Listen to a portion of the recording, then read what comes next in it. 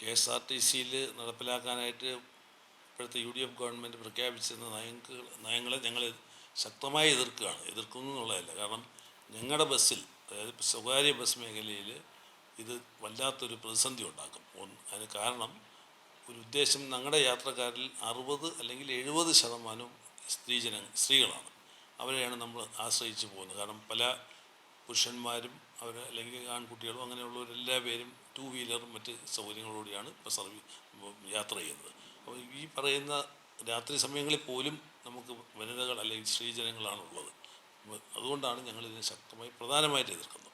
Government തീരുമാനിക്കേണ്ട കാര്യമാണ്, തീരുമാനിച്ചു കഴിഞ്ഞു എന്നാണ് പറയുന്നത്. പക്ഷേ വല്ലാത്തൊരു പ്രതിസന്ധി KSRTCക്ക് ഉണ്ടാവും. കാരണം ഇത്രയും നമ്മൾ സ്റ്റാറ്റിസ്റ്റിക്കൽ ഇതൊക്കെ എടുത്തപ്പോൾ തന്നെ ദിവസം എത്ര കോടി രൂപയുടെ ബാധ്യതയാണ് അവർക്ക് വരുന്നതെന്ന് മനസ്സിലായി. ഇത്രയും വനിതകൾ അതിനകത്ത് സൗജന്യമായി യാത്ര ചെയ്യുമ്പോൾ എത്രമാത്രം റവന്യൂ ലോസ് ഉണ്ടെന്നുള്ള വരുമാനത്തിൽ കുറവുണ്ടാവും.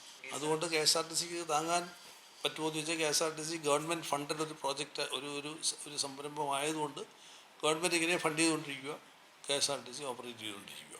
KSRTCയെ സംബന്ധിച്ച് പണ്ടൊക്കെ വളരെയേറെ ജീവനക്കാരുടെ ആനുപാതികം വളരെ കൂടുതലായിരുന്നു. ഇപ്പോൾ അത് ഗണ്യമായി കുറച്ചിട്ടുണ്ടെന്നാണ് ഞാൻ മനസ്സിലാക്കിയത്. പക്ഷേ ഓവർഹെഡ് എക്സ്പെൻസസും ഇതുമെല്ലാം, അതായത് ഇപ്പോഴത്തെ ടിക്കറ്റിംഗ് ചാർജും മറ്റ് ഈ വരുമാനം വെച്ചിട്ട്, അല്ലെങ്കിൽ ഇതര വരുമാനം ഉണ്ടാവണം. ഇതര വരുമാനം ഉണ്ടാവില്ല. അവർ പല പ്രോജക്ട്സും നോക്കിയാൽ പല പദ്ധതികളും നടപ്പിലാക്കി, കൊറിയർ സർവീസും മറ്റ് മേഖലകളിൽ അതൊന്നും വളരെ ശുഷ്കാന്തയോടെ നടത്താൻ കഴിഞ്ഞില്ല എന്നാണ് ഞാൻ മനസ്സിലാക്കുന്നത്. അതിനകത്തുള്ള വരുമാനം അത്ര ഭയങ്കര വരുമാനമാണെന്നും പറയാൻ പറ്റില്ല.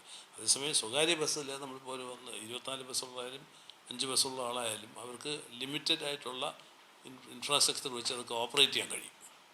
ആ ഒരു ഓവർഹെഡ് എക്സ്പെൻസസ് KSRTCയുടെ പകുതി പോലും ഉണ്ടാവത്തില്ല.